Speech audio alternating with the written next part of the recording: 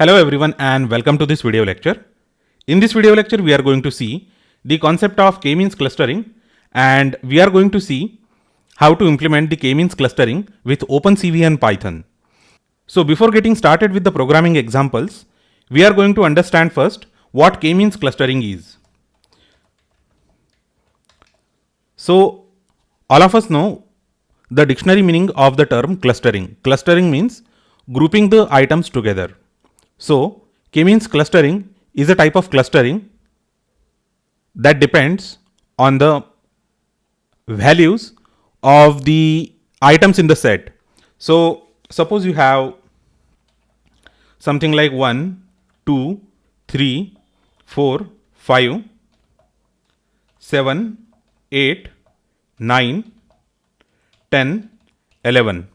Okay, so this is a one dimensional array. Okay, now if I want to divide it in two clusters, and the criteria for the clustering should be the weights of the items.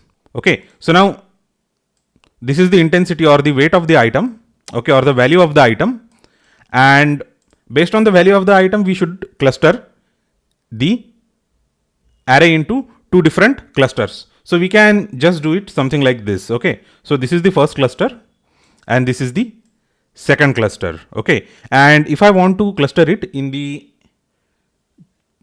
three clusters, then I can just say, okay, and we can perform the similar activity for two-dimensional or multi-dimensional arrays. Okay, depending on the values of the element, we can cluster them into various clusters.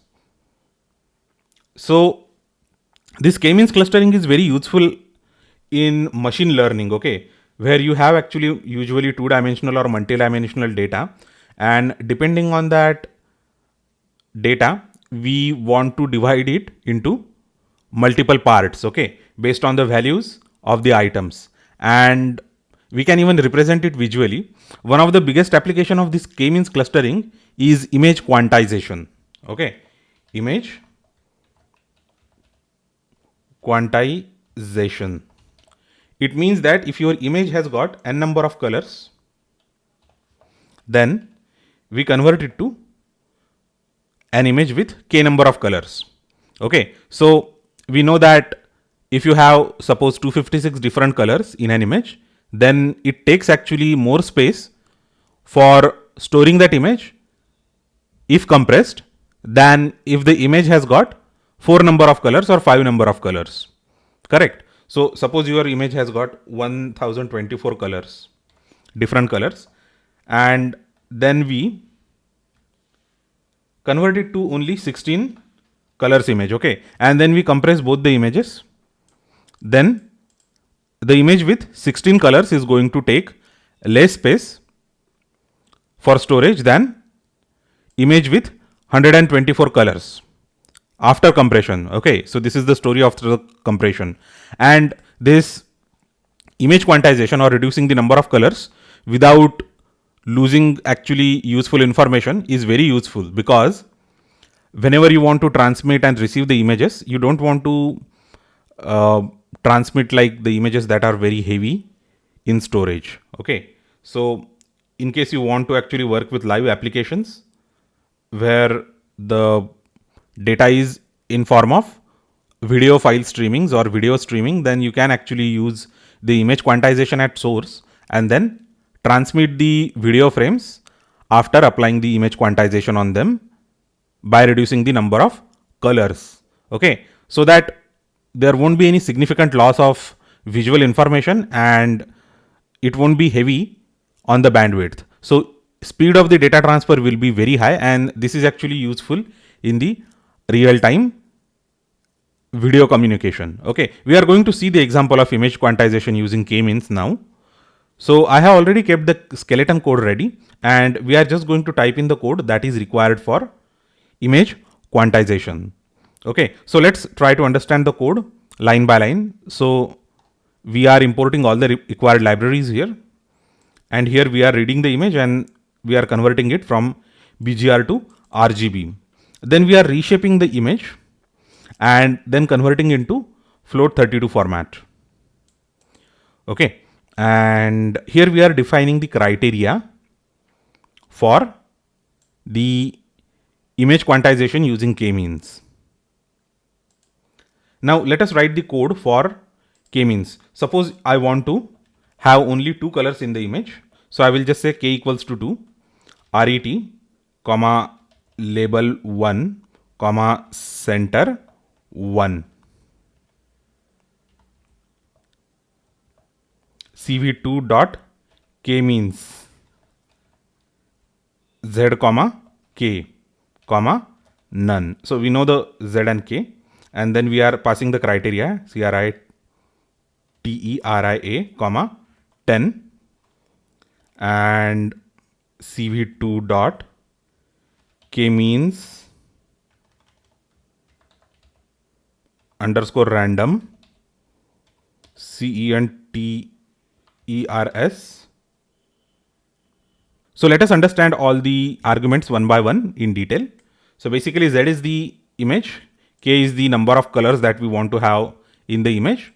Okay, Z is actually not the image, it could be any multi-dimensional array, and K is the number of clusters that we want to have. Okay, so here in terms of image quantization, it means number of colors that we want to have in the output image. Here criteria means this criteria. 10 is number of iterations or number of times this k-means clustering algorithm is supposed to run, and cv2.k-means underscore random centers, it means that this k-means starts from random centers in your multi-dimensional data space. Okay, now we can go ahead and say center 1 equals to np dot ui nt 8 center 1 res1 equals to center 1 label 1 dot flatten, and we are flattening the image here, and here we are converting entire image from whatever is the output, okay, from its output format to uint of 8, unsigned integer of 8 bits. Okay, then we are flattening it, and now we are calculating the final output by saying output 1 equals to res dot reshape. So we are reshaping the output in the desired format, img dot shape.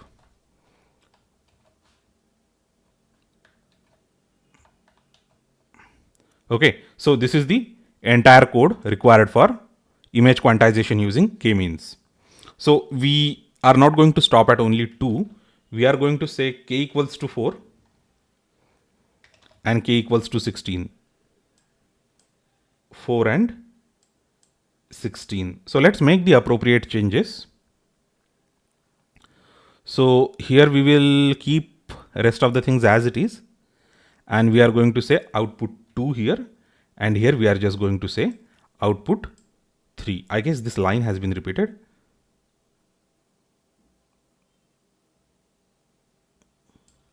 So I'm just going to delete it. Okay, so it should be res1, I guess. Okay, so rest of the things are in place, rest of the parts of the code are in place. Here we are creating a list of all the images, and here is the list of all the titles, and it is going to run them through a loop and going to show it in the tile of 2 by 2. So let's execute this and let us see the k-means clustering doing the image quantization in action. Okay, I guess there is some problem. It says that Z is not defined. Okay, so I guess we have actually placed here lowercase z. It has to be capital Z. So let's make it capital Z. And let's execute it again. So it is going to take quite a while, I guess, for execution. Yeah. So this is the output of image quantization. Okay, so here it is the image only with two colors. You can see that a lot of information is lost. Okay, so this is actually 8 by 8 by 8 colors image. Okay, so there are actually millions of colors in this image, and here this is the image with k equals to 2. You can see a lot of information is lost in image quantization when there are only two colors. So here k equals to 4 and image is barely recognizable, and here we have k equals to 12, and we have got actually quite a bit useful image which we can actually use for video transmission or some other application. Okay, so now if you check the sizes of all these images in the memory, then not on the memory but on the disk, because in the memory the image is usually uncompressed, and when image is actually saved from memory to disk using im write function or any other method, then actually it applies compression and it stores it as a compressed image. Then you can definitely see that the size of this k equals to 12 should be really less than original image, size of the original image. Okay, so the size on disk is very less. So similarly, we can actually use this k-means clustering for image quantization and some other application also. You can actually plot your two-dimensional data, and then you can apply the k-means algorithm and cluster that data and see it visually. So usually this k-means clustering is used for multi-dimensional data, and image quantization is one of the applications of that. So thank you very much for watching this video lecture. Do let me know if you have any question, query or comment related to k-means clustering or image quantization. Thanks a lot again, and I will see you next time.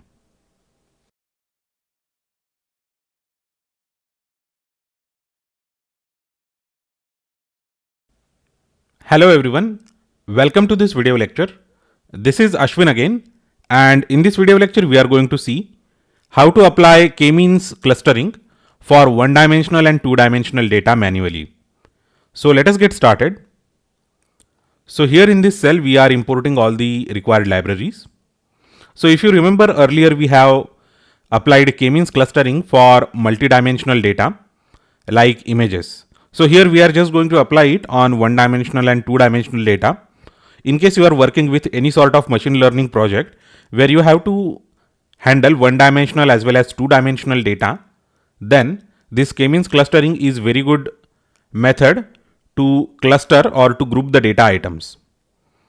So here in this lecture, we are going to see how to do it for one-dimensional and two-dimensional data, unlike the previous lecture where we applied it on images. So fundamentally, there is no difference in how to do that, but nevertheless, it will be a very good idea to understand how it works in detail. So here we are creating two data sets, okay, x and y. Basically, these are the values of x and y coordinates of our data set. Okay, so we are going to create 25 points, and then we are going to combine them with np.hstack. Here we are reshaping them into 50,1 ND array, and here we are converting the data type of those. We are converting them to float 32. Now we are going to show them using histogram. So let's execute this and let us see the output. So this is the output. These are the two data sets that we have. You can clearly see that there are two data sets basically. Okay. So now we are going to find out the center of these two data sets with k-means clustering.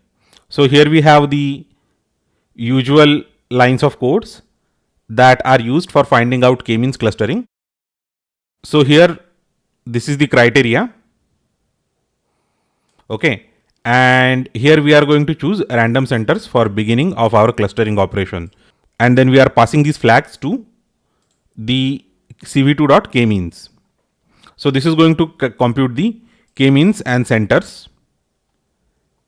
Okay, so here we are labeling, and finally we are displaying the centers. Okay, so here we have centers. The centers will be represented by the red color. So let's execute this.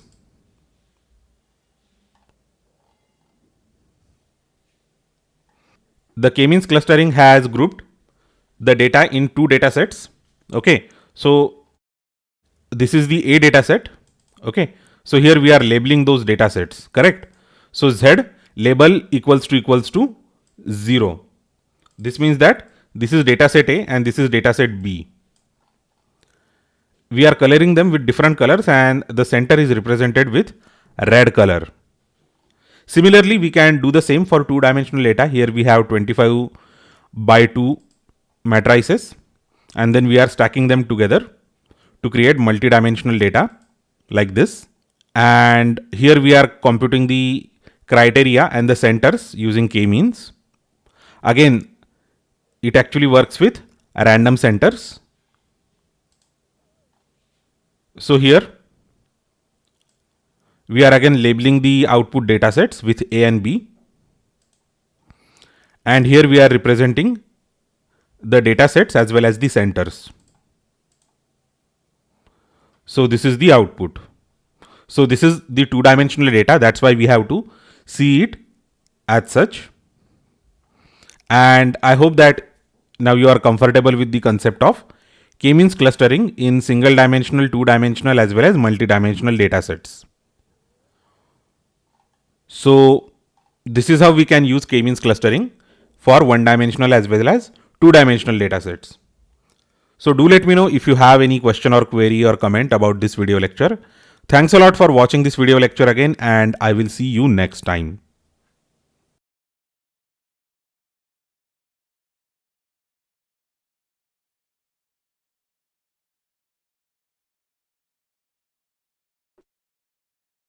Hello everyone and welcome to this video lecture.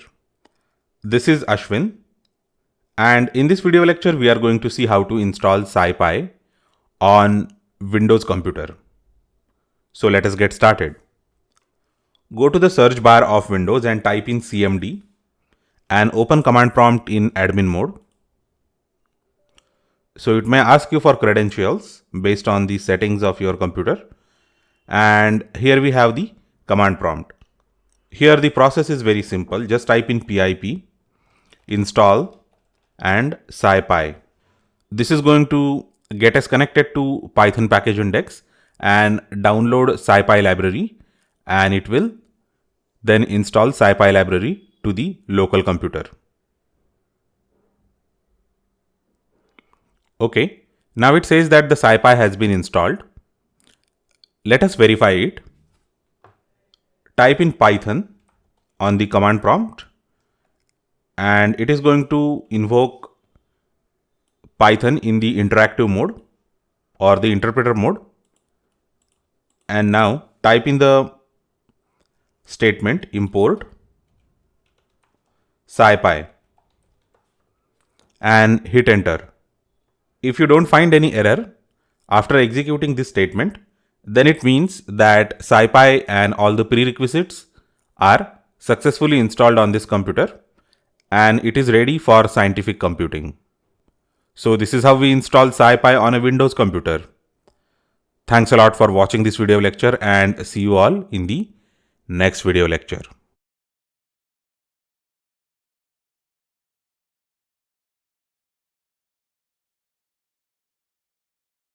Hello everyone and welcome to this video lecture. This is Ashwin, and in this video lecture we are going to see how to install SciPy library on a Raspberry Pi computer. So log in to Raspberry Pi computer using any SSH client.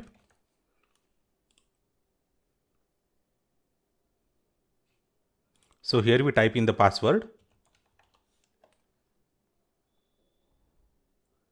and we are connected to Raspberry Pi with terminal. Okay.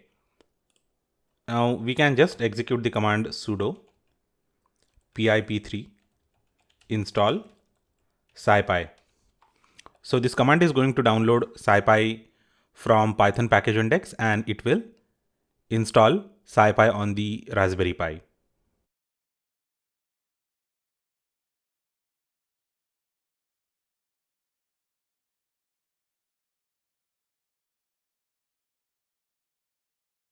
SciPy happens to be quite a big package and it takes significant time to download the wheel file for SciPy. So we are just going to wait. There is nothing much we can do. So it seems that SciPy library has been installed on Raspberry Pi. So the way to verify it is through Python's interactive mode. Type in Python 3. This is going to invoke Python 3 in the interactive mode. And let me minimize the window so that you can see it clearly. We can just say import SciPy. And if the import is successful, it means that the SciPy has successfully been installed on this Raspberry Pi. The import has been successful and SciPy has been installed on this Raspberry Pi. So this is how we can install SciPy library on Raspberry Pi. Thanks a lot for watching this video lecture and see you all in the next video lecture.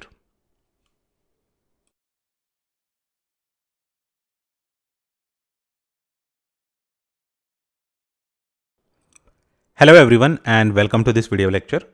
In this video lecture, we are going to see how to install Scikit-Image on Microsoft Windows operating system. So I'm using a Windows PC here for Scikit-Image practice. So let us see how to get started. So for Scikit-Image, we need to have a few prerequisites installed like SciPy, NumPy and Matplotlib. We have already seen in the earlier lectures how to install NumPy, SciPy and Matplotlib. Now, for Scikit-Image, we also need some other dependencies like a C++ compiler and Cython. So for C++, we can just go ahead and have the latest version of Microsoft Visual C++ redistributable for Visual Studio. So this 2017 is the latest version as of making of this video.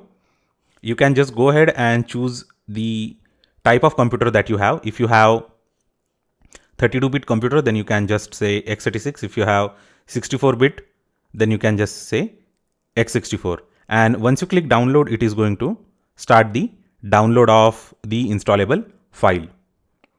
So let us wait for the download to finish and then we are going to run the setup and install Microsoft Visual C++ redistributable for Visual Studio 2017.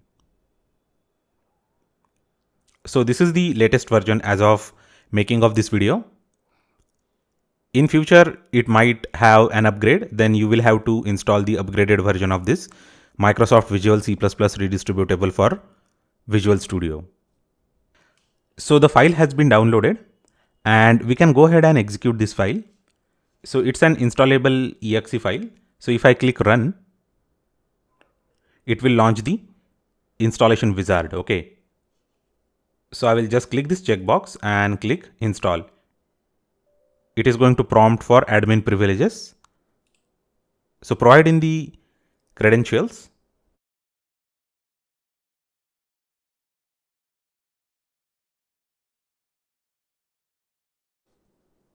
So it is asking us for restarting the computer.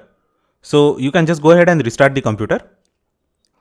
After restarting the computer, go to the search bar and type in CMD. Open the command prompt in administrative mode. It is going to ask you for credentials, provide in the credentials and it is going to launch the command prompt of Windows. Now Visual++ 2017 redistributable has been installed. The next step is we have to install Cython and it can be done with a simple command pip install Cython.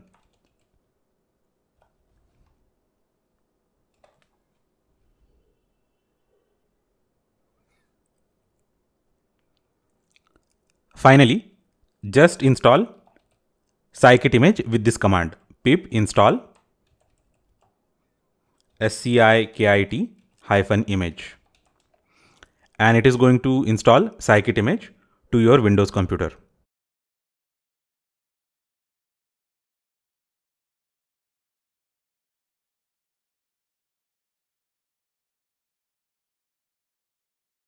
As you can see, it says successfully installed Scikit-Image 0.14.1. Now we need to verify this. So the best way to verify is to open the Python in interactive mode. Just type in command Python and it is going to open the Python in interactive mode. type in import SKIMAGE and press enter.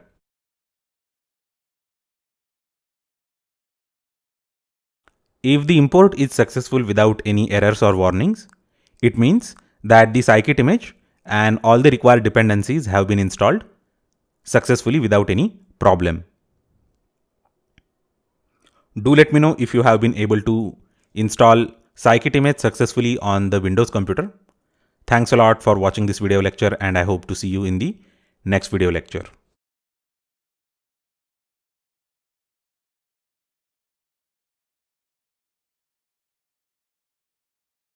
Hello everyone and welcome to this video lecture. In this video lecture, we are going to see how to install scikit image on Raspberry Pi. So let us get started. So one of the most important prerequisites for scikit image is to have Cython on your system.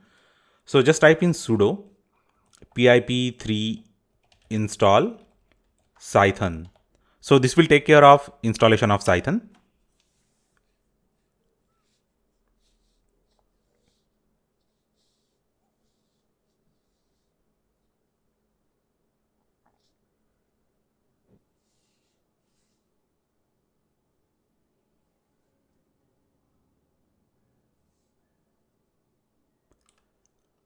Once the Cython has been installed scikit image with this command sudo pip3 install scikit image and press enter. So it is going to install scikit image on the Raspberry Pi for us.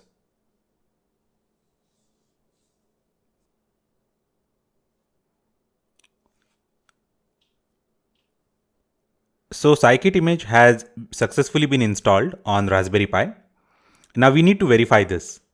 To verify this, open Python 3 in the interactive mode. Just type in Python 3 on the command prompt and press enter. Now type in import skimage and hit enter.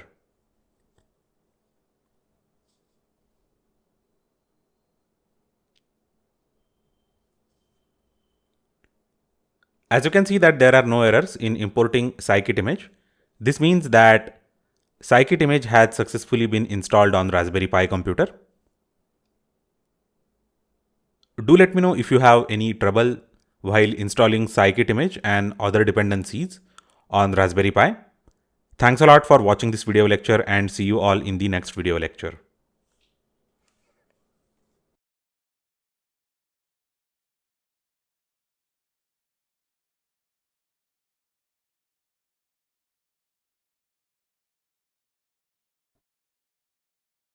Hello everyone and welcome to this video lecture.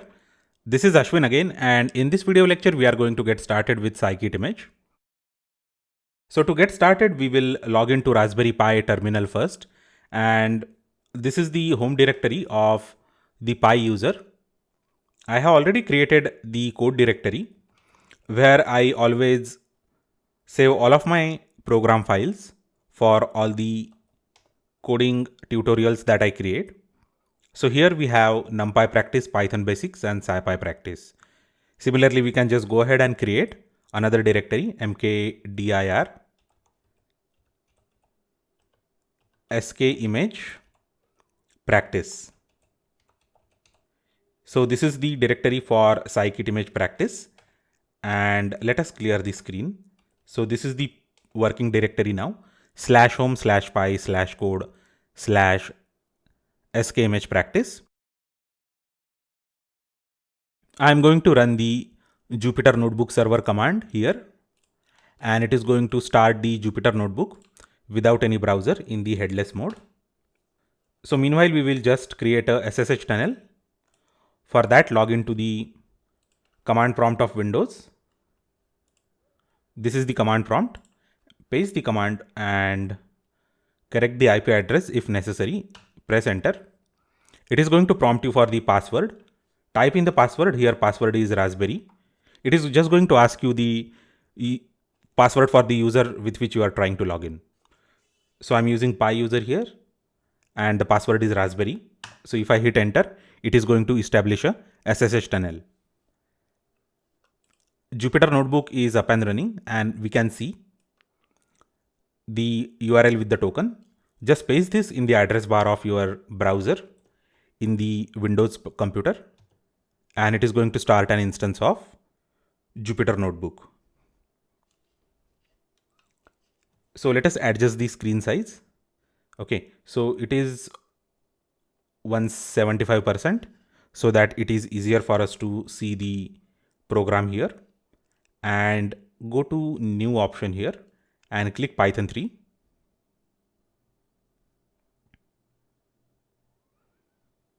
And save this file as getting started section 1601 getting started. So import the scikit image first. So that is the first thing that we are going to do. Import skimage.io as IO. So we are going to get started with very simple programs. So the very first program is obviously reading an image and displaying it on screen.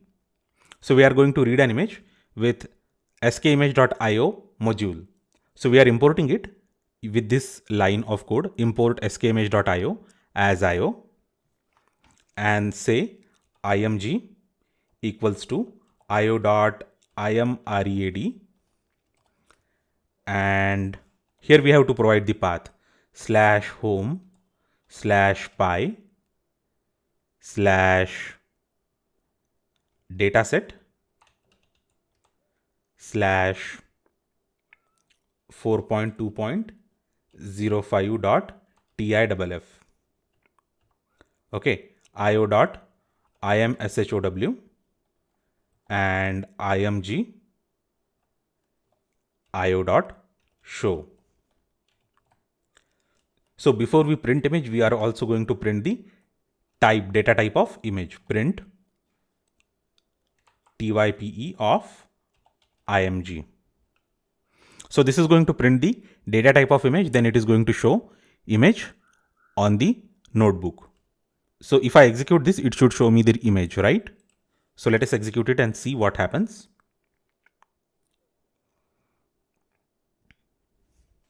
Okay.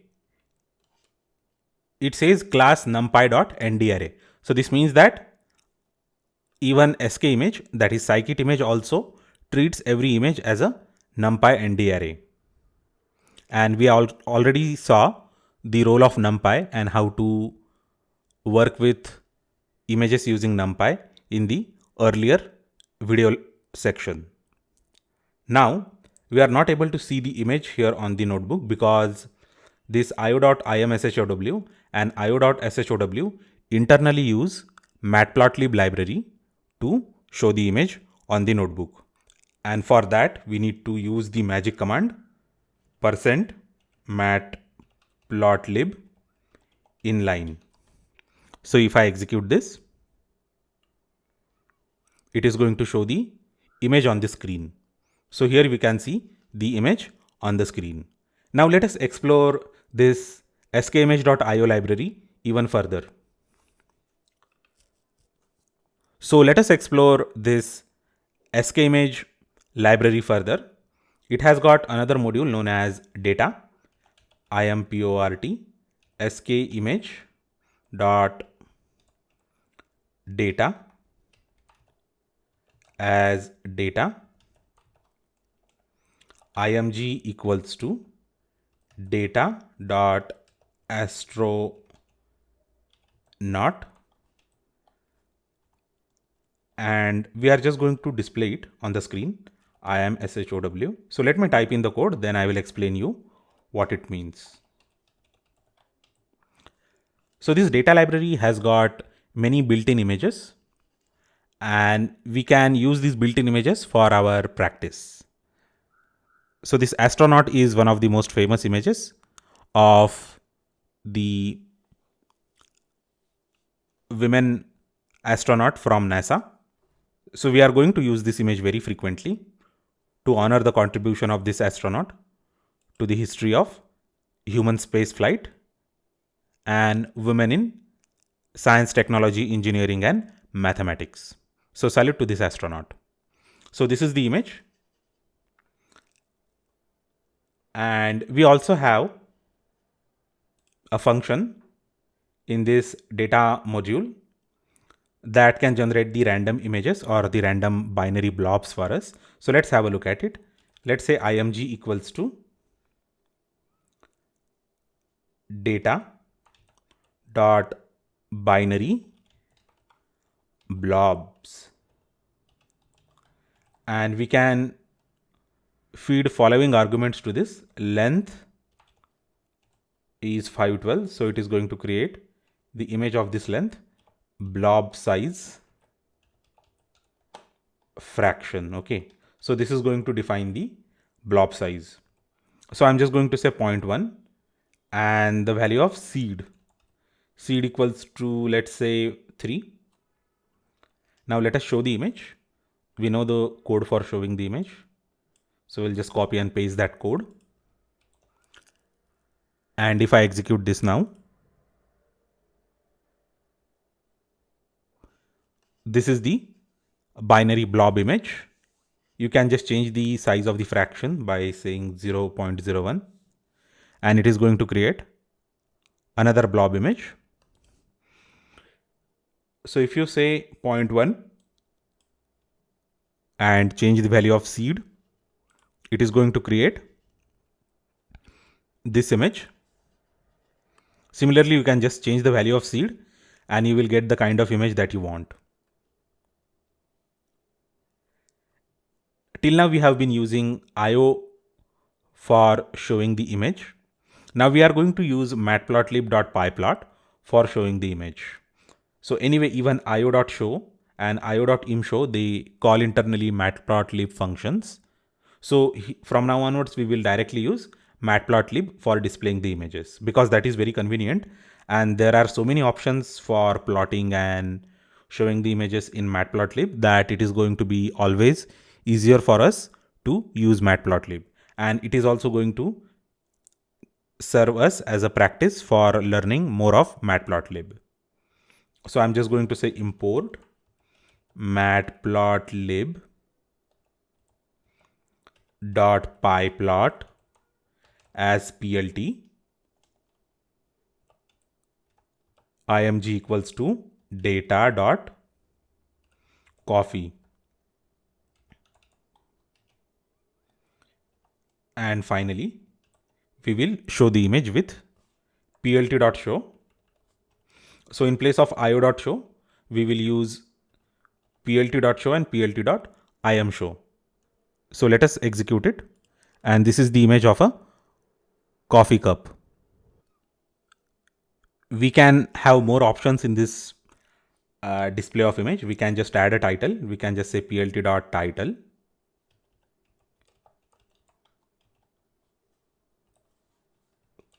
Coffee.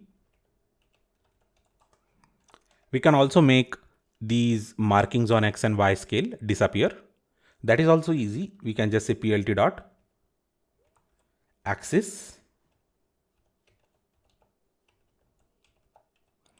off.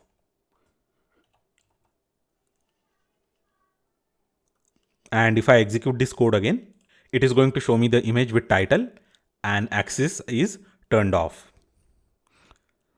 So these lines of code are very important,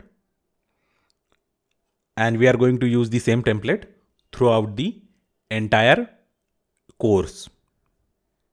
Next, we are going to see how to show multiple images with matplotlib. So we are going to use the data module to generate the images or to import the images that are already there in the data module. So we are just going to save them in a variable first. So let's say img1 equals to data.coffee, img2 equals to data.rocket, img3 equals to data.horse. So this is a binary image. I have already worked with this. And finally, img4 equals to data.astronaut. Again, the same NASA lady.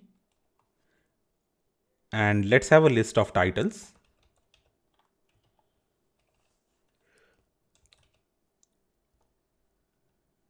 Coffee,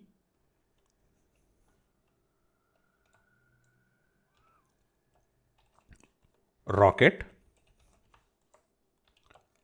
astronaut,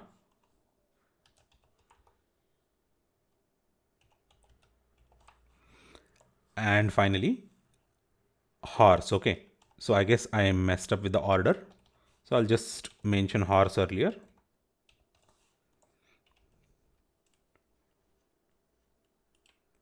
So this is the list of titles. So let us make it as a list, not as a some other data structure. And finally, we are going to have all the images in a single list.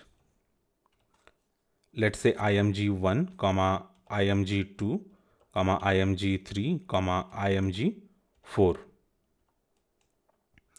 For I in range of 4, plt dot subplot 2 comma 2 comma I plus 1 plt dot imshow images I plt dot title and titles of I plt dot axis of plt dot show. So if I'm going to execute this, it is going to show us 4 images in ordered in 2 by 2 tiles. Okay, so let us have a look at how this thing executes. So let's wait for the execution to finish. So we are using the subplot feature here in Matplotlib to show the images. Here the horse is binary image, but we are just showing it with default color map. That's why it is showing in 2 colors. We can even have some, okay, so we can even have some logic here. If I equals to 2, then plt dot imshow of images cmap equals to gray. Now the horse will be represented in the black and white. Okay, because it's a binary image.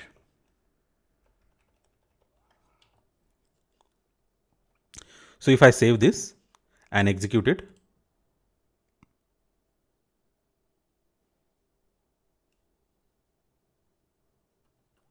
we can see now the horse is displayed in black and white, and we have astronaut, we have a rocket, and we have coffee.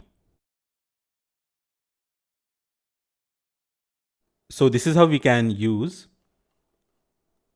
scikit-image.io, scikit-image.data, and matplotlib.pyplot to read and display images on the Jupyter or IPython notebook. So do let me know if you have any questions or queries related to this part. Thanks a lot for watching this video lecture, and see you all in the next video lecture.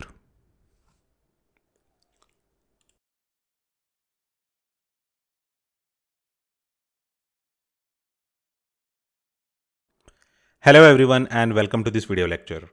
In this video lecture, we are going to see how to draw and visualize the shapes with scikit-image and matplotlib. So let us get started.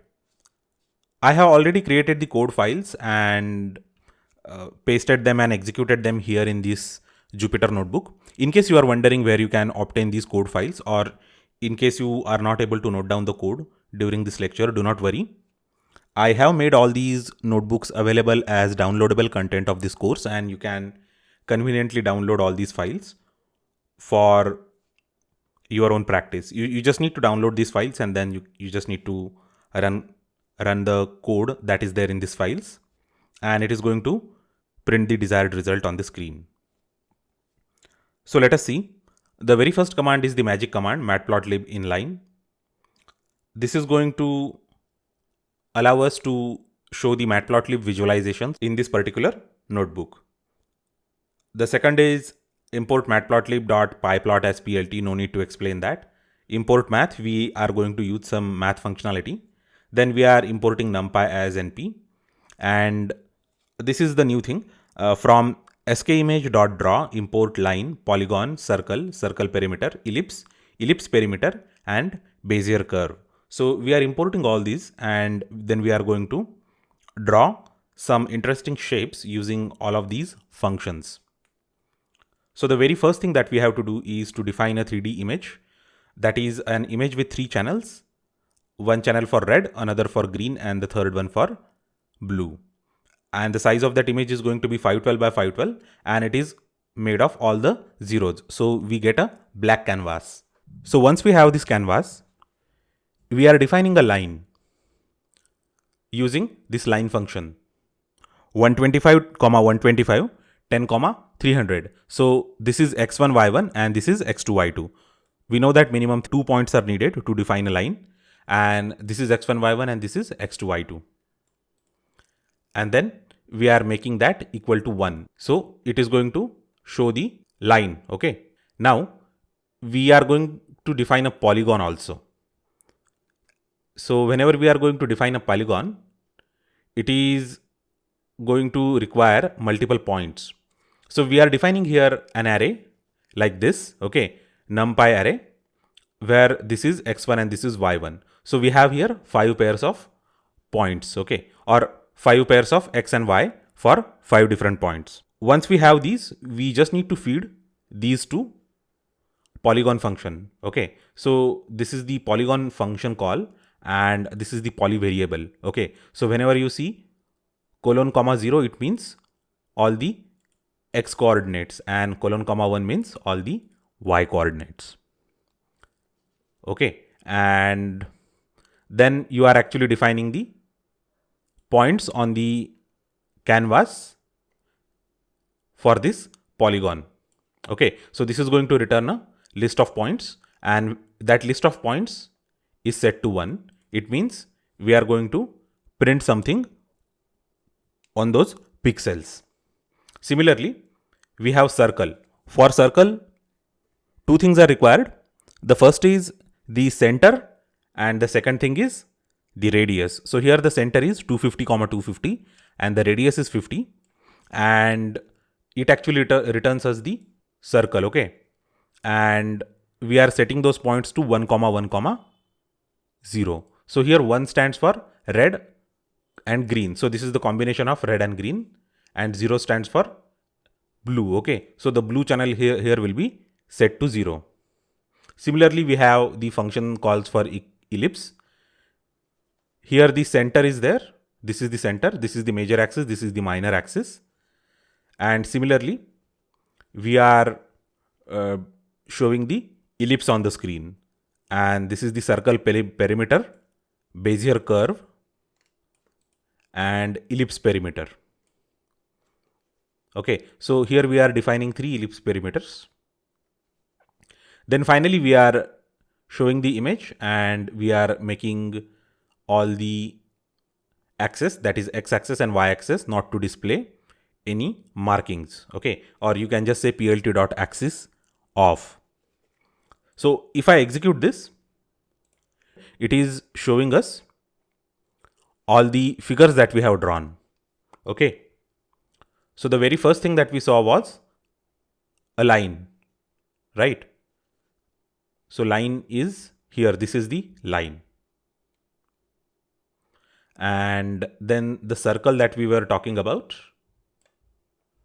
this is the circle 250 comma 250. So it should be somewhere around the middle. So 250 comma 250. So this is the circle. And then we are talking about ellipse, right? So this is the ellipse that we were talking about. And then there is circle perimeter. Okay, so we just need to show the perimeter of a circle here. Okay, that is 200 comma 315 and 200 and 315. So we need to find out actually in this image. Yeah, so here this is the red that you can see, right? So that is the perimeter of the circle.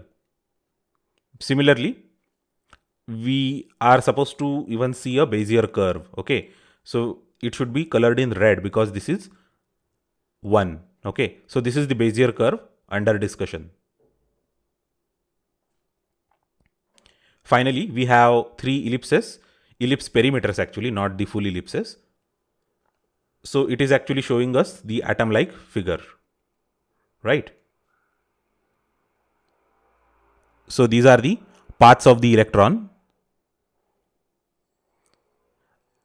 revolving around a nucleus. So this is how we can show various shapes using the shapes in skimage.draw module in scikit-image. Now let us move on to checking the anti-aliasing for these shapes. Okay, so now you can see here that these lines and these circles are a bit jagged. Okay, so we really do not want to have this sort of jagged appearance, and for that we have a remedy that is known as anti-aliasing. So we are going to use anti-aliasing line and circle perimeter anti-aliasing to have very smooth curves. So first we define a canvas just like above, and on that fresh canvas we are creating an anti-aliased line and an anti-aliased circle perimeter. Okay, and we are coloring them complete white. So this is a red channel, blue channel and green channel. So we are setting everything to 1. So if I execute this entire code, it is going to show me anti-aliased line and anti-aliased circle. Yeah, so here you can see it is a bit smoother than the stuff in this particular image. Okay, these shapes are a bit smoother and a bit more well defined than the shapes in the earlier image. Now the last thing that we need to see is we can even define the random shapes. We can even define the extent of that randomness. Okay, so let us get started with this. So the function that is going to return us a list of random shapes is this random underscore shapes, and we are going to actually see a series of usages for this random underscore shapes function. So here in the first line we are importing it from scikit-image.draw. Okay, import random shapes. Here 128 by 128 is the canvas size. So here max shape equal to 1. It means that it can have only a single max shape, and that shape has to be rectangle. Okay, so this argument rectangle makes sure that the shape is going to be rectangle, and we are setting multi-channel equals to far, so it is going to be a grayscale or a black and white image. Now we are defining random shapes. 128 by 128 is the canvas size. Max shape equal to 1. It means that there will be only one shape here, and that shape is going to be circle. And here multi-channel is true by default, and we are not actually mentioning it. So it is going to be true by default. Okay, so we are going to get a color image. Similarly, we are going to set here max shapes equal to 10, and here the intensity range of the colors of those all objects will be 100 to 255. Okay, so it is going to randomly assign some intensity to that particular shape for all the channels, and then we are going to see some color. And here in the fourth function call we have 128 by 128 canvas, and minimum number of shapes equal to 5, maximum number of shapes equal to 10. minimum shape size is 20 and allow overlap is true. So by default, allow overlap is false. So here we are going to have overlapped images. And then we are putting all those images in a single list so that we can iterate over it.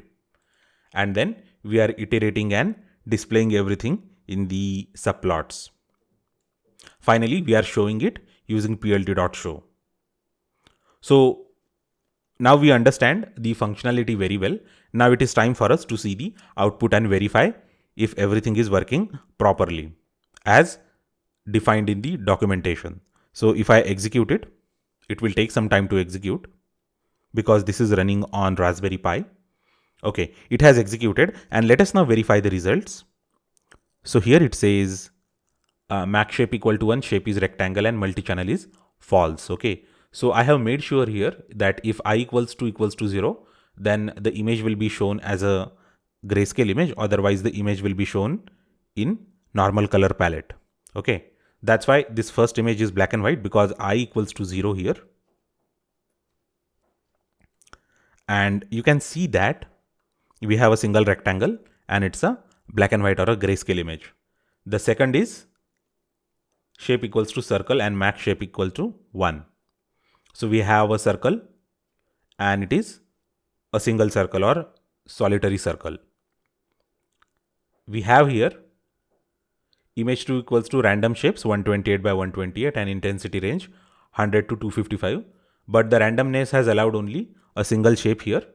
Actually, there are two shapes. One shape is actually, it's a very faded color. You might or might not be able to see that on your screen, but I am actually moving hovering my mouse pointer over it. Okay, it's a very faint and dimly colored circle or some other shape. It's a triangle actually. Yes, it's a triangle. And final is we have shapes between 5 to 10. Number of shapes are 5 to 10. Minimum size is 20 and allow overlap equal to true. So the shapes are overlapping here. So now we have verified that all the functionality of this random shapes is working as we expected it to work. Now it is time for us to execute this again and to see some different output. Every time you are going to execute it, it is supposed to generate a different and unique output. Correct? So here now it has shrunk circle to a very small size and you can see it here, okay, where I am actually placing my pointer on screen, mouse pointer on screen, and it's only a single pixel here, single or probably 4 pixels here. And the third image is actually very interesting now. These are all non-overlapping shapes with different colors. And here finally we have some overlapping shapes. So let's run again for fun. And we have again a very interesting result. So here only a single image has been generated. It's a triangle, it seems. And here also there is a single image because we had actually defined the function call saying that max shapes equal to 1 here. This is the exact function call. And in the third image, we have a single triangle. And in the fourth image, we have triangles, circles, rectangles, and squares. Everything we have here in a single image. And this is all overlapping. So this is how we can define and use all of these random shapes. These functions are very useful actually. If you want to generate some sort of test images or you want to generate some sort of images that have some regular shapes, then you can define all these images like this. You can either provide the coordinates like these, okay, like we have done in the first two examples, or you can generate them randomly. So this is an excellent way to generate your test data. So thanks a lot for watching this video lecture and see you all in the next video lecture.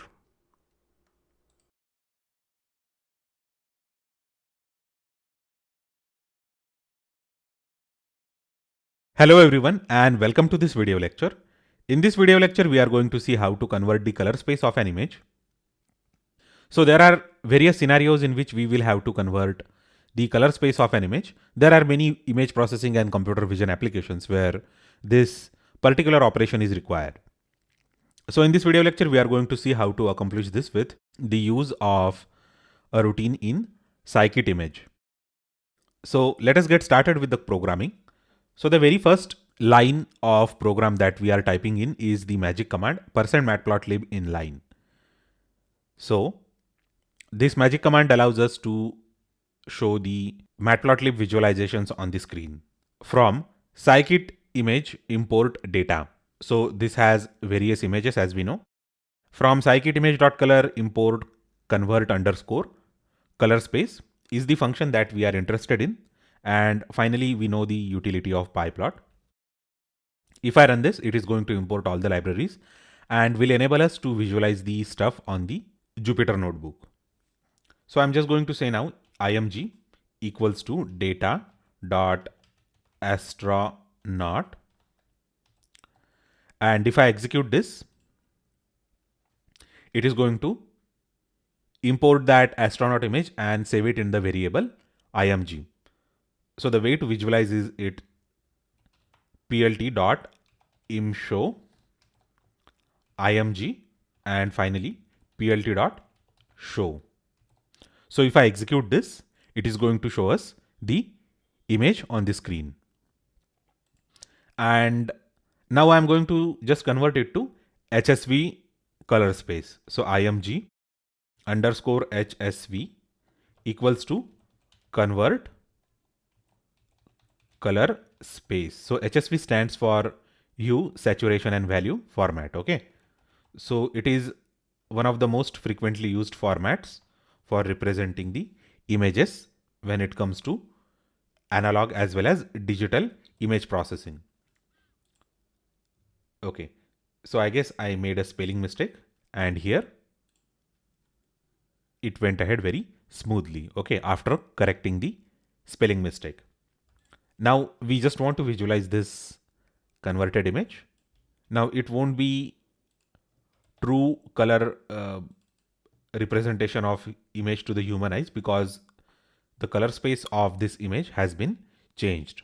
Okay, so I'm just going to say plt.imshow img underscore hsv plt.show. So if I execute this, this is the image in the HSV color space. And this is how we can convert an RGB image into HSV image. Now, I'm going to tell you how to convert an image into grayscale. So if I try to do something like this here, so in place of HSV, just change the name of the color space. Just say here gray. And if I try to mention here gray and run this, then it is going to throw us an error like this because this particular function allows the conversion to only these color spaces. Okay, so we have RGB, HSV, RGB CIE, XYZ YUV, YIQ, YP BPR, YCBCR and YDBDR. So these are the valid color spaces that this color convert color space is capable of using. So I'm just going to use another function known as RGB to gray. Okay, and we can simply use it like this. The only thing is that we have to import it before using it, and it is also part of scikit image.color module. Okay, so sk image dot color import RGB to gray. RGB to gray.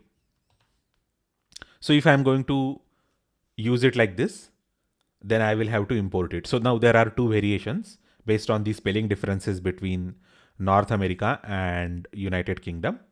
So you can use any one of these variations of the names of this function. Okay, basically implementation is same. It is going to convert the RGB image into a grayscale image. So if I just execute it, it is going to execute without an error. And finally, I'm just going to use the same piece of code. Only the difference will be I will apply a grayscale color map to this particular image. So I'm just going to say CMap equals to gray, and it should be in single or double quotes because it is a string.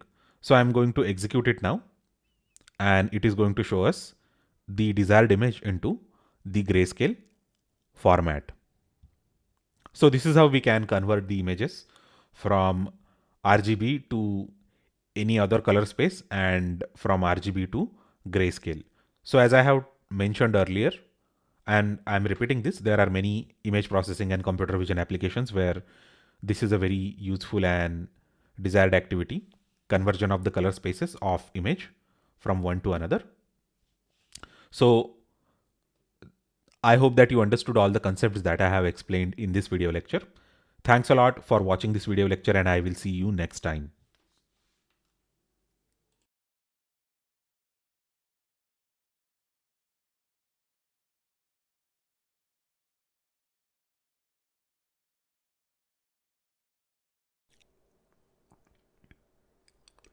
Hello everyone, and welcome to this video lecture.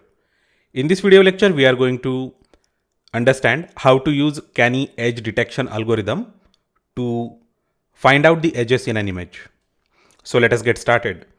We are going to get started with the magic command matplotlib inline. Now let us import the required libraries. Import numpy as np, import matplotlib.pyplot as plt. From skimage, import feature, data. Now let us import the cameraman's image as the original image equals to data.camera. So this is going to return the cameraman's image. So let us try to display that image on the screen. plt.imshow original, CMap equals to gray. And finally plt.show. So this is supposed to display the cameraman's image on the notebook. Then we are going to see how to use the Canny routine to find out the edges in the image. So let us apply Canny on this to find out the edges. So before that, let's make plt.axis off. Okay, so now let's say edges equal to edges 1 equals to feature.canny. So this Canny edge detection algorithm is one of the feature detection algorithms. So the feature that we detect here in this Canny algorithm is the edges in the image. So if I execute this, it is going to find out the edges in the image, and then it is going to show the edges. Okay, so let's write the code for showing the edges. Okay, so this seems good. Let us execute this. Yes. So this is the output of invoking Canny routine with the default parameters. Now let us invoke this same Canny routine with sigma equals to 1. So we are just going to copy the entire code as it is, and we are just going to say sigma equals to 3. Okay, so by default sigma is 1. Okay, so let me mention it here. By default sigma equals to 1. So here sigma equals to 3, and we are going to see the output stored in edges 2. So if I execute this, yes, so here sigma equals to 3, and you can see the obvious difference that the number of edges in the image it has detected, that number has reduced, and we have far fewer number of edges. We can even run it for sigma equals to 5, and let us try to see what the output looks like. let's say edges 3, and finally sigma equals to 5. Yes. So now let us run this. Yeah, we can see the outline of the cameraman and a little bit of outline of the background. So this is how the sigma is going to affect the output. If you increase the sigma, the number of edges that it detects will be progressively lesser. So this is how the canny edge detection algorithm works, and this is actually implementation of this canny algorithm in scikit image. We have just seen it with the default, that is sigma equals to 1, sigma equals to 3, and sigma equals to 5. So you can go ahead and test it for the other values of sigma. Take it as exercise for this particular video lecture. Do let me know if you have any queries related to any concept that I have explained in this video lecture. Thanks a lot again for watching my video lectures, and I hope to see you in the next video lecture.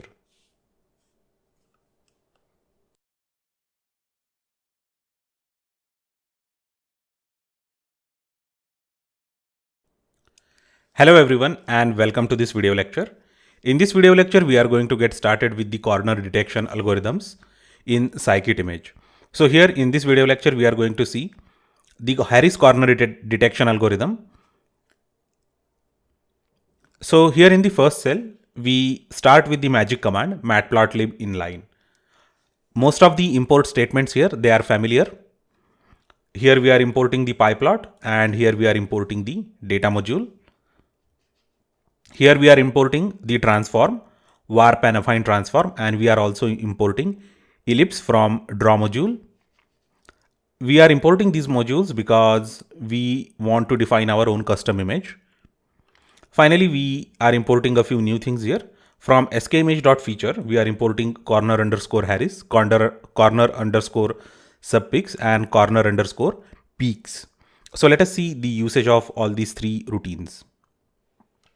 So here tform equal to affine transform, scale equal to 1.3, 1.1, rotation equals to 1, shear equals to 0.27, translation equal to 210, 50. Now we are defining image equals to warp of data.checkerboard and tform dot inverse output underscore shape equals to 350 by 350. So we are going to take a checkerboard and apply the inverse of this transformation on the checkerboard. Similarly, we are going to have an ellipse, and then we are setting the points corresponding to the ellipse equal to 1, that is completely white. Also, we are going to define two small rectangles, or let's say two large rectangles compared to the checkers in this checkerboard. Okay, these rectangles are going to be quite large, and they will also have the corners, right? So we are generating all these shapes for detecting the corners using this Harris corner algorithm. So we are going to execute this, and it has generated the test image. Now we are going to understand how to use the Harris corner detection algorithm. So first of all, we just need to feed the test image to the corner Harris. Okay, so this is going to return the Harris measure of the image, and we feed that Harris measure as an input to this corner underscore peaks function. Okay, and we also feed it mean distance equals to 5. You can always change the value of this mean distance equal to 5. So changing the value is going to yield some different result. And when we feed it to this corner peaks, okay, it actually returns the list of detected corners. And when we feed that list of detected corner, okay, we are saving it here in the variables chords. That chord is the list of detected corners. Whenever we feed that list to another function known as corner underscore subpix, this is going to compute the exact pixel, okay, in the floating point, and our corners will be more accurate. So let us see. So let us first execute this. This is the output of the earlier execution. So let us execute this again. Okay, so the output is not going to change. It is going to be the same as the earlier execution result. So I had executed this program earlier to test its correctness. Now this is the list of detected corners, and this is nothing but the value of variable cohorts. Now we fed it to corner underscore subpix, and we fed it with window size equal to 13 and with the reference to the original image. Okay, then it is calculating the exact points. So now here you see the first point is 26 comma 21, but when we feed it to this corner underscore subpix, it actually returns us the value in the floating point. Okay, so this is the exact value of the corner in the floating point terms. And now we are going to plot the same on the graph. So similarly, the second value is 33 comma 76. Remember it, 33 comma 76, and here it is 31 comma 74 point something. So it is going ahead and calculating the value of exact corners. So if I execute now the following cell, so let us try to understand what we are showing in the following cell. So we are showing the original image, okay, with the nearest interpolation and CMAP equals to gray. After that, we are plotting the given coordinates. So these are the values of coordinates because we are calculating the subpixel level or the floating point representation of those coordinates. The representation of the corners will be more accurate. Then the type of marker is plus, okay, and the color of marker will be red, and marker size is going to be 15. So let's execute it and see what the result looks like. So here we can see how the result looks like. So this is the first checkerboard that we had transformed. After that, this is the ellipse, and these are the two big rectangles that we had drawn. And these plus, these are nothing but the detected corners at the level of subpixel. We can even just show the coordinates in place of this coord suffix. Then representation of corners will not be so accurate. So let us try to do that. We will just comment it, and I'm just going to copy this and paste it like this, and going to delete this coords underscore suffix and just making it coords. So let me execute this now and let us see how the result looks like. This is also showing us the corners, but the accuracy has decreased. Okay, because earlier we were showing up to the level of subpixel. So this is how we can use this Harris underscore corner underscore subpix, and corner underscore peaks for detecting the corners and then converting them to the subpixel values accurately and accurately visualize those corners.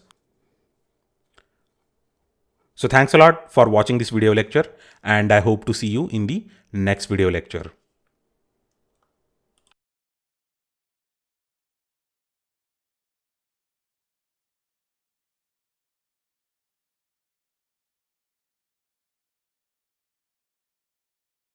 Hello everyone, and welcome to this video lecture. In this video lecture, we are going to get started with the optical flow with OpenCV. So let us first see what optical flow is. The optical flow is nothing but the pattern of apparent motion caused by the relative motion between observer and the scene. So that is the definition of optical flow. So let us see how we can realize the optical flow with OpenCV. So let's import all the required libraries first. Import CV2. So this statement is going to import OpenCV, import numpy as np. So if I execute this, it will import OpenCV and numpy. Now let's define a handle for camera. Cap equals to cv2 dot video capture ret comma frame 1 cap dot read prvs equals to cv2 dot cvt color frame 1 cv2 dot color underscore bgr to gray. HSV equals to np dot zeros like frame 1. So now let us print the HSV array. Print HSV.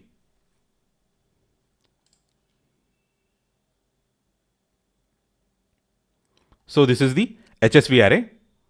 Now we are going to manipulate it. HSV dot dot dot comma 1 equals to 255. Again print HSV to see the changed values of HSV array. So as you can see,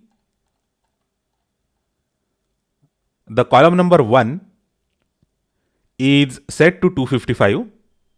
So the column number 1 refers to, I guess, saturation. So now the next thing that we are going to do is to write a loop for the video capture. While cap ret comma frame 2 equals to cap dot read. Next equals to cv2 dot cvt color frame 2 cv2 color underscore bgr to gray. Flow equals to cv2 dot calc optical flow FARNE BACK. So this is the name of the algorithm that is used for calculating the optical flow. PRVS, we have already computed it. Next, comma none, comma 0.5, comma 3, comma 15, comma 3, comma 5, 1.2, comma 0. Now we are going to have two variables, mag, comma ang. So that refers to magnitude as well as angle respectively. cv2 dot cart to polar. As the name suggests, it is Cartesian to polar conversion of the coordinates. Flow of dot dot dot comma 0 comma flow dot dot dot comma 1. HSV dot dot dot comma 0. ANG star 180 NP dot pi divided by 2. HSV dot dot dot comma 2 equals to cv2 dot normalize mag comma none comma 0 comma 255 comma cv2 dot norm min max. So this is how we are normalizing the magnitude, and let's convert it to RGB. It's easy. RGB, we know the function cv2 dot cvt color and hsv2 cv2 dot color underscore hsv to bgr. So this was all the logic, and let us show it on the screen now. Im show I'm going to say optical flow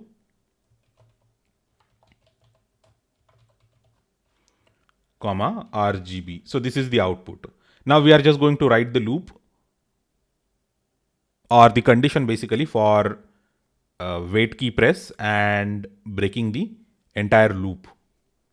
It should be k equals to cv2 dot wait key of 30 and 0 into ff if k equals to 27 break.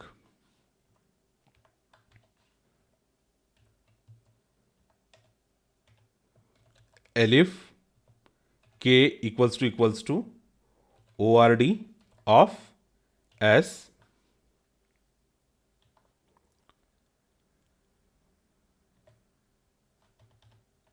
so once you press the S key, it is going to save an image cv2 dot im write optical comma RGB. Finally, I'm going to say PRVS equals to next. So now let us release the camera and let us destroy all the windows in the end. Cap dot release. Okay. And cv2 dot destroy all windows. So let me save this now. And we have already executed all the earlier cells. Now we just need to execute this cell and see the result.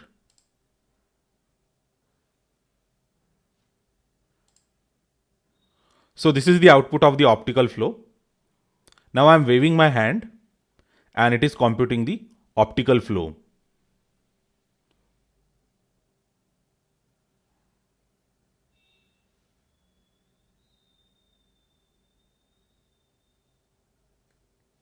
So it is a bit slow for all the real-time videos only because the computer is not actually capable enough to handle this sort of real-time processing. Probably it will require a very fast processor. So this is how we can do the optical flow analysis in OpenCV and Python 3. So thanks a lot for watching this video lecture and I will see you next time.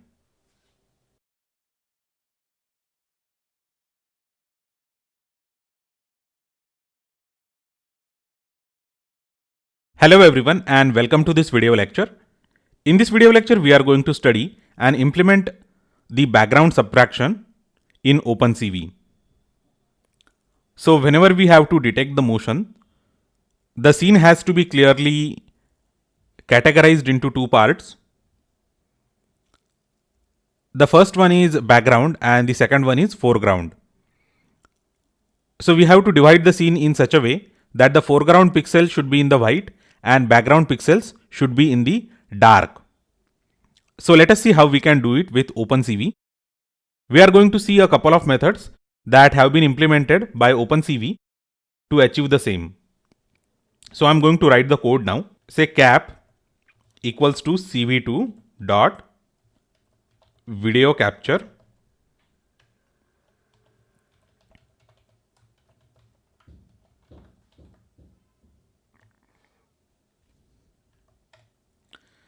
FGBG means foreground background cv2, this is the name of variable FGBG, cv2 dot create background subtractor KNN. So if I say while true RET comma frame equals to cap dot read FG mask equals to FGBG dot apply frame cv2 dot im show frame fg mask k equals to cv2 dot weight key 30 and 0 into ff if k equals to 27 break. So I'm going to say cap dot release cv2 dot destroy all windows. So now let's have a look at the code again. So this is the function create background subtraction knn. Knn stands for k nearest neighbor.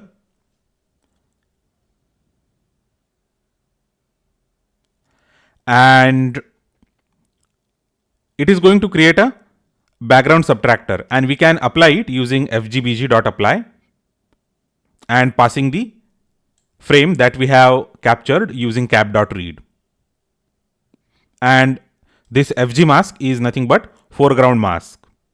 So let's execute it and see how it works. So this is the output. It gives us the foreground mask. So as I had told you already, all the foreground pixels are in white and all the background pixels are in black.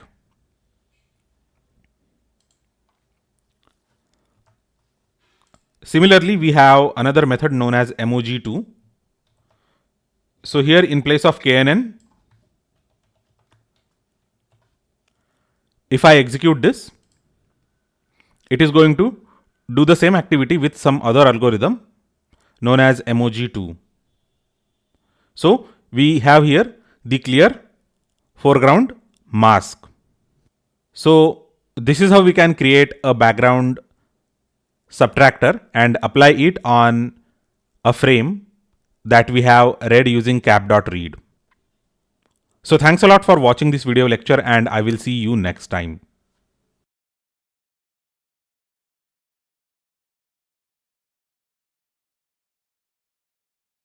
Hello everyone and welcome to this video lecture. In this video lecture, we are going to see the combination of OpenCV and scikit image.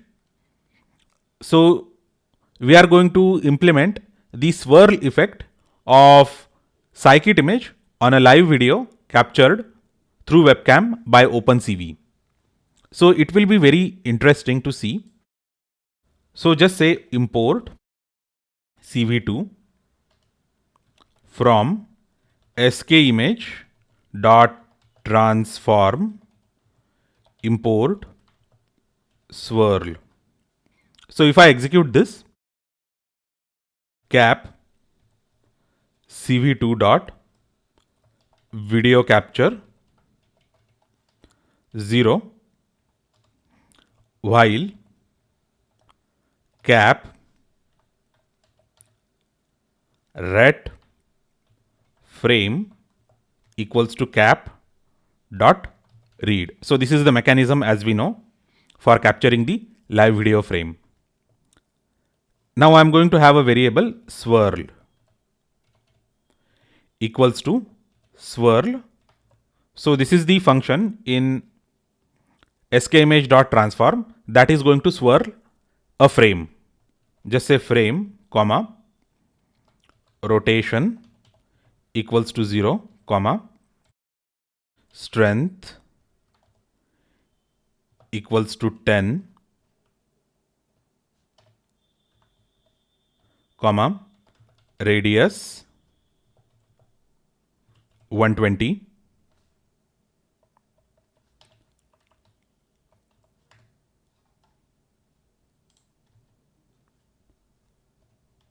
cv2 dot imshow frame swirled k equals to cv2 dot weight key 30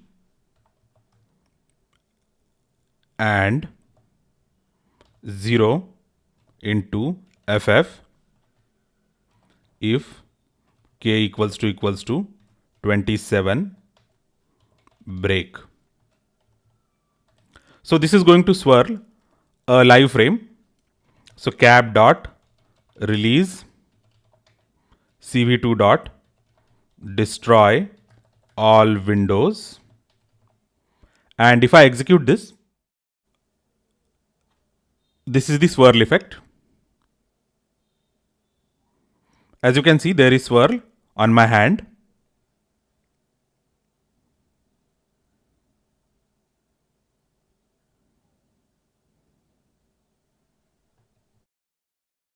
So this is how we can implement swirl effect on the live video.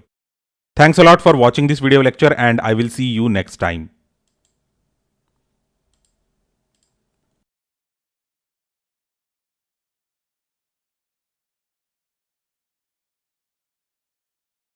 Hello everyone and welcome to this video lecture. In this video lecture, we are going to start with segmentation of the live webcam feed. So let us get started. Import cv2 from sk image, import data, io, or I guess we are not going to require data or IO. So I'm just going to require segmentation. That's it. We are going to require these two libraries. Cap equals to cv2 dot video capture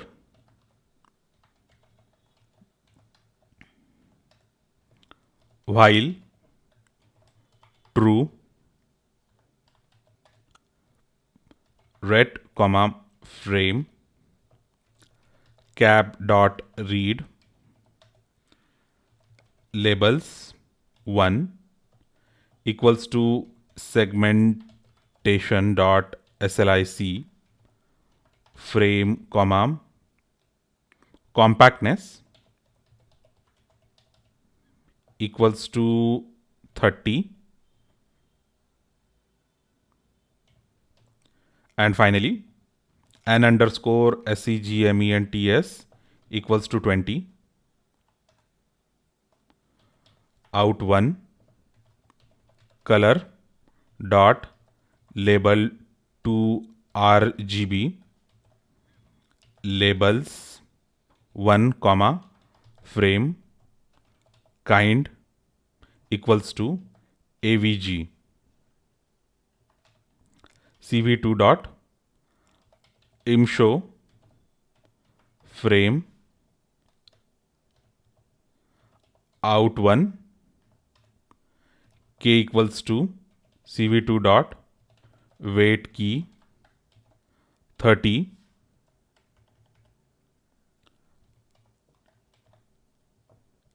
and 0 ff if k equals to 27 break.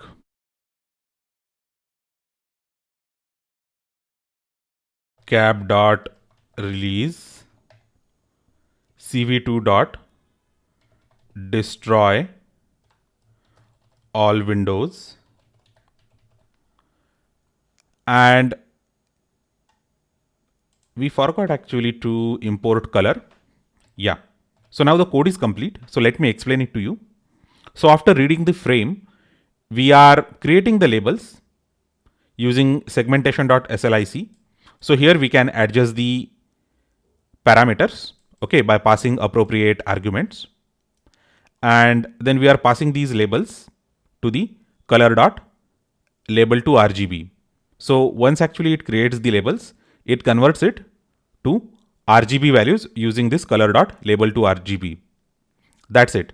So this is the entire code required for segmenting the live images.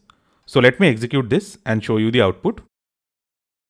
So I suspect that the output is going to be a bit slower. Okay, so it says color is not defined because we forgot to re-execute this. So this is the output. And as I had told you, the output is a bit slow because the processor has to be very, very fast to segment the images in the real time. So this is my hand actually. And that is the outline of my face and the hairline.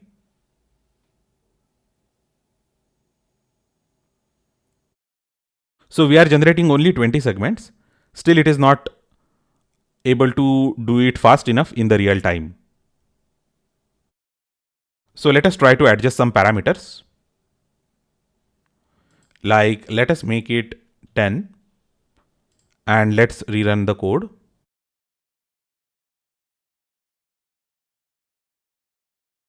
Yeah, so it is marginally faster. So if you have got powerful laptop, then you can try to do it with various values. So this was how we could do segmentation on live webcam feed. So thanks a lot for watching this video lecture. Do let me know if you have any questions, queries or comments regarding with this video lecture, and I will see you next time.